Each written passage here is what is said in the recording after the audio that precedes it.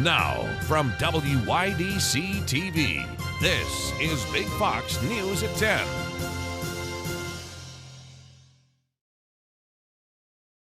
Good evening, I'm Anna Manuel. It was a cold, wet day in the southern tier today, but we could be seeing a warm-up just in time for Thanksgiving. Let's go straight to meteorologist Alyssa Triplett with a look at what's to come. Alyssa?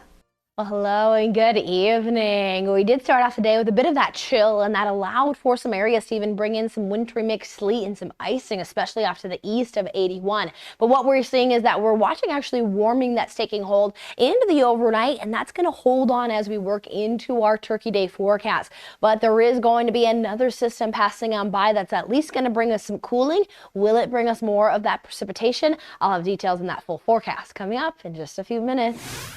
All right, let's stay with our weather coverage now. Meteorologists believe El Nino could have a big impact on our forecast this winter. Our Sonia Ellison spoke to Thanksgiving travelers today about these weather conditions and the holiday travel. Better than last year when it was snowing like crazy in Buffalo. Corning area is seeing an unseasonably mild start to their holiday and winter season. Though roads are wet, temperatures are above freezing and will continue to climb even higher overnight. This happens to be an El Nino winter, which means we have warmer than average temperatures for the water in the Pacific Ocean and the central to eastern Pacific Ocean, which has worldwide impacts on weather patterns. We've had some absolute summer weather in this late fall. It's very different. Though a wintry mix was reported in Broome and Tompkins counties, things are getting warmer. Valley locations will probably get into the lower 50s. Whereas the hilltops will still be in the 40s, but that's certainly warmer than today, as the system goes through. Travelers locally are thankful for these Thanksgiving road conditions. Travel is okay, and I'm traveling down to Baltimore from upstate New York. The hilltops might have a little bit of ice, but overall the temperatures are going to be warming up, and it's just, kind of a cold rain that will come to an end. So far, it's been milder than normal. We're just going to go down to New York City for Thanksgiving and then drive back up. Really just take your time. It's just a little wet, but it's not too bad out today so far. Thanksgiving Thursday is expected to be drier. And here's another Turkey Day treat. When you look at the month of December overall, it should tilt more towards above normal temperatures. Locals seem grateful they're heading into Thanksgiving and winter with a mild and manageable beginning. Sonia Ellison, Big Fox News, the Southern Tier. Charges have been filed in a stabbing death of an Ithaca man. Tompkins County District Attorney announcing they indicted and charged 30-year-old Bruce Mead II for murder and manslaughter, both in the second degree, for the December 2022 stabbing of his brother, 37-year-old Zacharias Moore. It happened at Ithaca's Cayuga Gardens Apartments. Officials say Mead was arrested and taken into custody and may see 25 years to life in prison. He is currently serving a prison sentence in connection with the conviction in 2022 for criminal possession of a weapon that is unrelated. A man was airlifted to Robert Packer Hospital in Sayre after he was accidentally shot during a hunting accident on Sunday. It happened on state land in Big Flats near Route 352. Chemung County Sheriff's Office says a hunter placed his loaded rifle against the victim's truck. Then the rifle fired after falling over. The victim's injury was so severe, he was flown from Sayre to Philadelphia. Charges could be made in this case after a fully reviewed investigation. Let's turn now to the latest from overseas, and a new front line emerges in Gaza as diplomats work to get the hostages out. Trey Yingst has more from southern Israel. As Israel presses forward with its offensive in Gaza, the front line of the war is shifting. The Israeli military says it was able to bring parts of Gaza City under control faster than anticipated. And Hamas is now regrouping in Jabalia, a huge complex of concrete buildings on the outskirts of the city, with Israeli forces close behind and preparing the battlefield for a major push. Hamas terrorists were surprised in the field and we dismantled their defensive lines. That left the east as the area where they congregated because of our offensive move. The battlefield shift comes as negotiators are inching toward a deal that would see the release of dozens of hostages in exchange for a 5-day ceasefire. Hamas leader Ismail Haniyeh claimed the agreement could come as early as Tuesday. And Prime Minister Benjamin Netanyahu said he was expecting good news soon. But it's not fast enough for some family members of hostages who say Israel has been too focused on the military offensive. We all feel, especially when we're talking about our families, that this should be the top priority. It doesn't mean that we should not care about taking down Hamas. And the White House says it's hoping the deal could generate momentum toward a broader ceasefire in the coming days.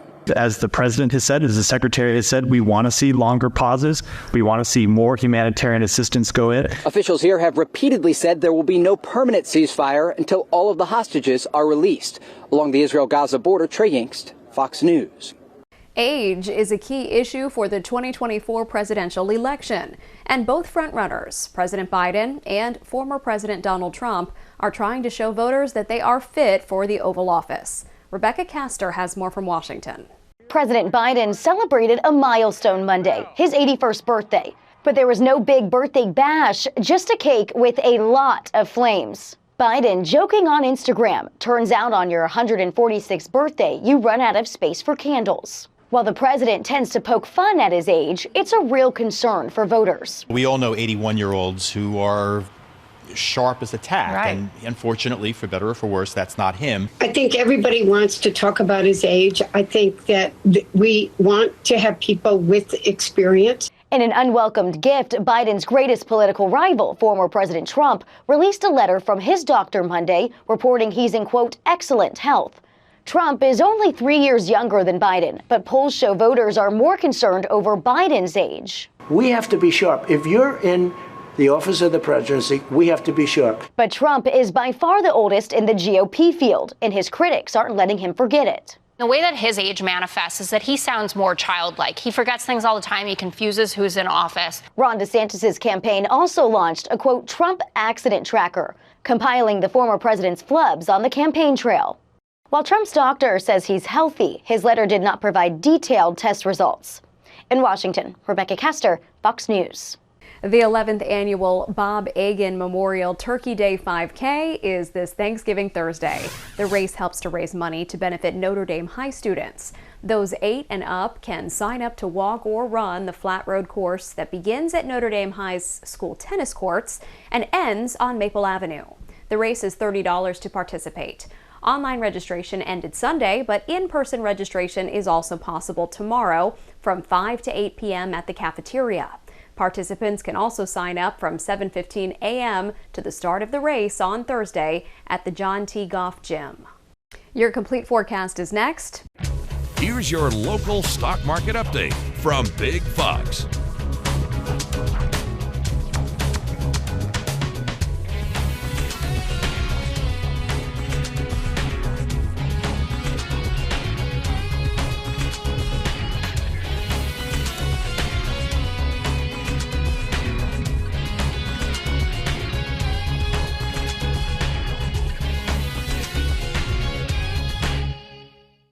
Now, your Twin Tiers forecast from Big Fox. Well, as we've been working our way here through the month of November, it has been leaning heavy on those warmer than normal conditions, even noting those 60s that we had much of last week. But over the weekend, we've been starting to implement some changes, but of some roller coaster conditions here that will continue as we work over the next few days. We're even right now within a warming trend after being a bit cooler yesterday at a high of 41. Now, with being cooler at onset of the system, it did bring some areas of some sleet, even some higher elevation spots, dealing with some freezing rain, but we did work in that warmer pocket as we step through the overnight, and that is allowing for a majority of us here to continue to stay underneath some rain showers and a good dosing of some rain showers at that will be holding on as we head into tomorrow morning, with temperatures overnight here steady into those low to mid 40s, and then we will be underneath more of these mild temperatures into our Thanksgiving. So we get another peak at least mild, not warm and significant, but at least going to stay comfortable. But then we are going to be turning to a more cooler weather pattern that is going to take us to the end of the month. month,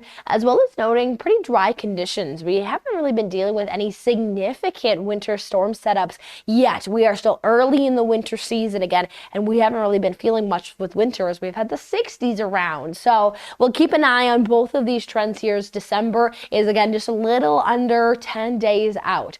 Now, as we head into our Wednesday, as we saw with that overnight planner, we're actually going to have lows around those 40s. This is temperatures that are actually occurring now as we're actually having warming in place. That's then going to continue to bring us into those lower 50s. Now, not going to have much for some sunshine. We're going to stay entrenched underneath some cloud cover behind this rainy system. So note that it is staying gloomy. We do have a cold front passage that's going to take hold, so that's going to bring us under some northwesterly winds, but it's not an Arctic air mass that's coming behind it. But what we'll see is that there could be some areas of some lake effect that will take hold Wednesday night, bringing some spotty accumulation, but then some clearing should be in place. So as we roll into our Wednesday there, 53 is that high temperature under those overcast skies. As we head into Thursday morning, as mentioned, that with that system behind it, it is going to be allowing for a few maybe lake effect areas. So you can see a few of those areas with some maybe isolated wintry chances. Nothing is looking significant or really big travel concerns there. As what we'll see is that we head into our Thanksgiving day, we should have some brighter skies with a quick high pressure system in place,